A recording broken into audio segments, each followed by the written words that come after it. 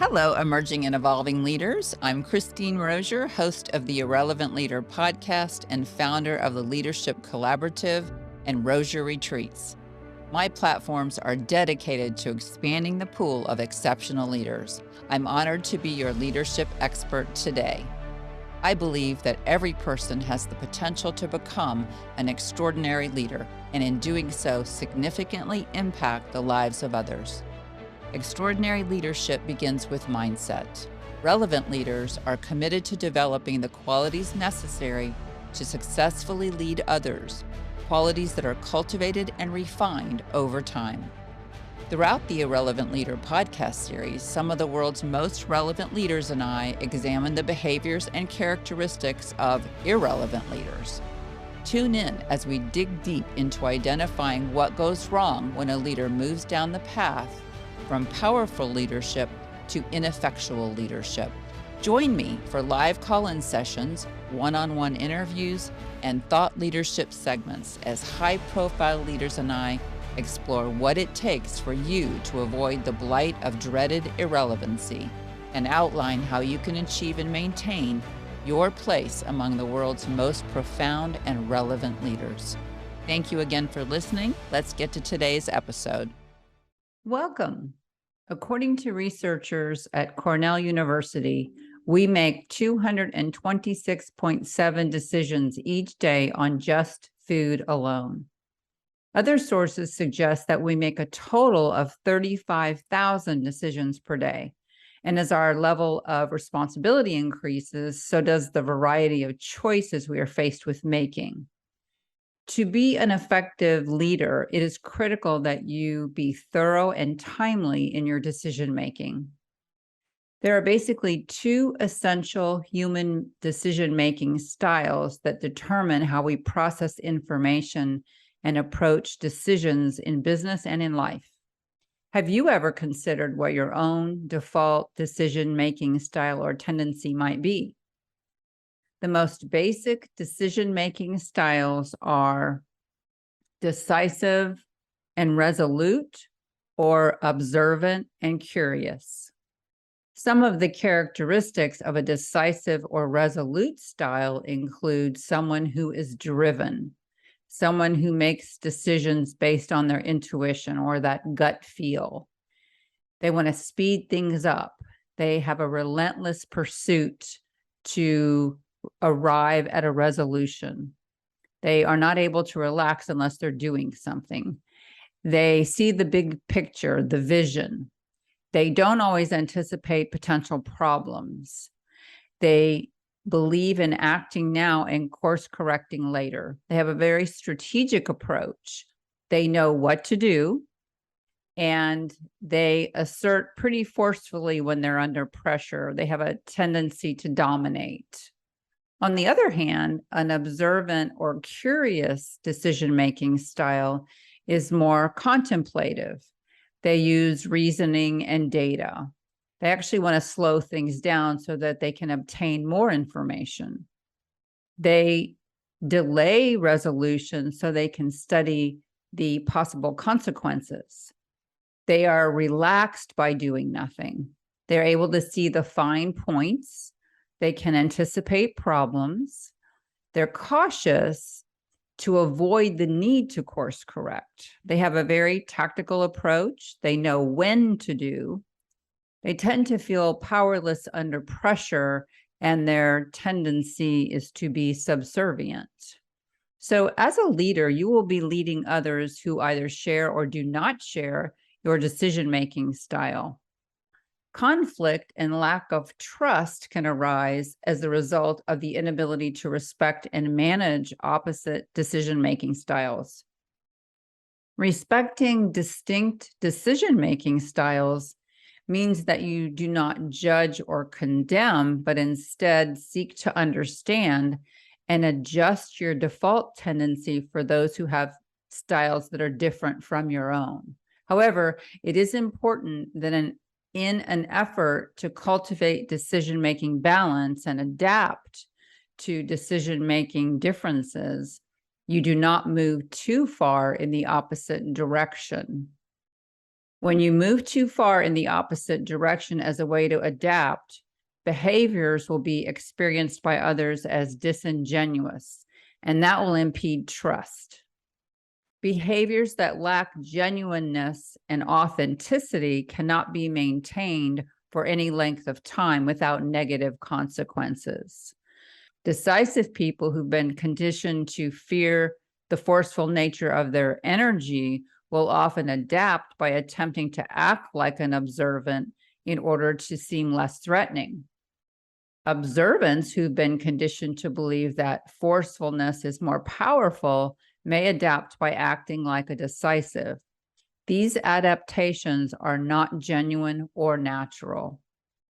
When a decisive is over-adapting, it shows up as being pushy and overbearing, being careless, hostile, aggressive, perhaps even abusive.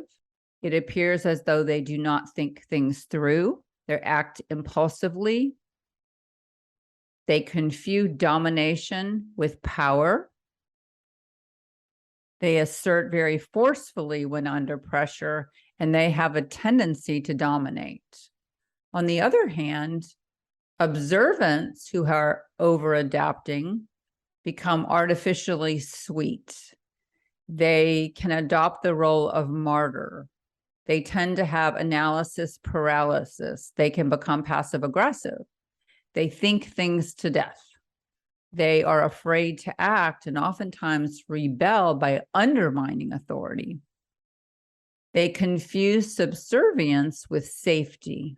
They feel powerless when under pressure, and they have a tendency to be subservient. To become an extraordinary leader means that you have developed an effective and efficient decision-making style.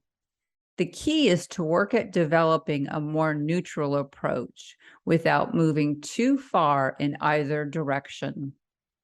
Leaders who have cultivated effective decision-making trust in themselves. They value their experience. They believe they're qualified to draw upon that experience. They weigh all the alternatives and the options, and then they decide what to do.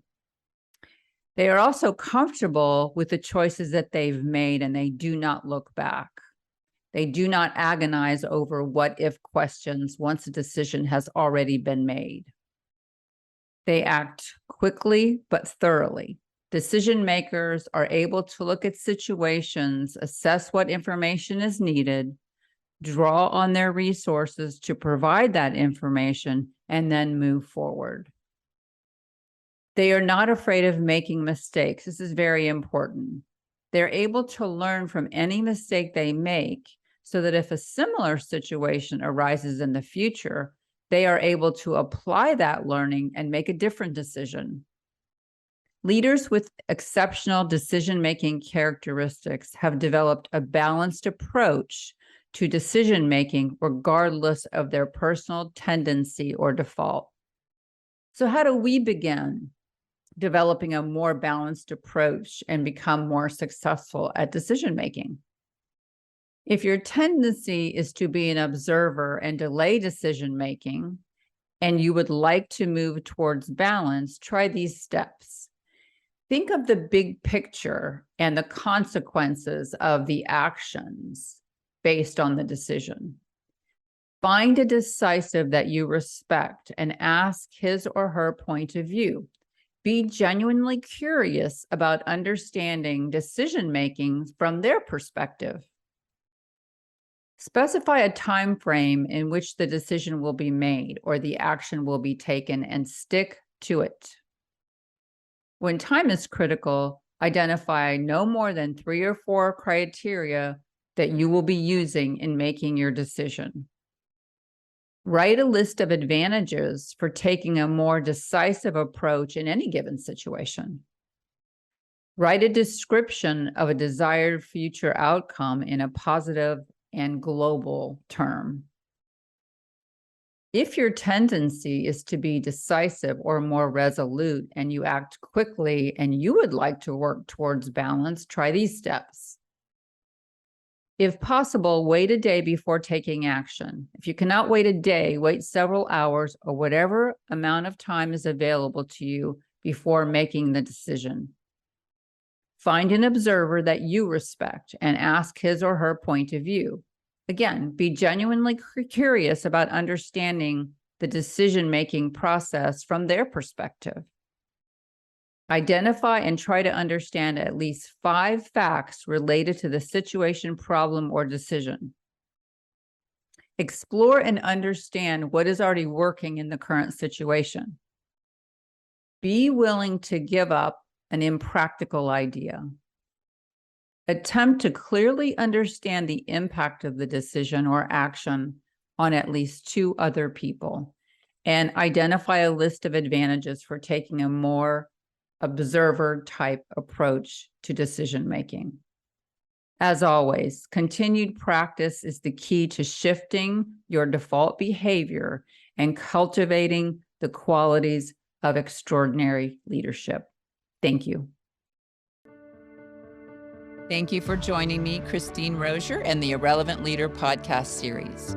Remember this: you are more extraordinary and capable than you think. To become the leader you aspire to be, you need the right tools and support to assist you in developing and maintaining the characteristics found in great and relevant leaders. That's why I host the Irrelevant Leader podcast, direct the year-long leadership collaborative, and Rozier Leadership Retreats. Visit the website at christinerozier.com, that's spelled R-O-S-I-E-R, to learn more.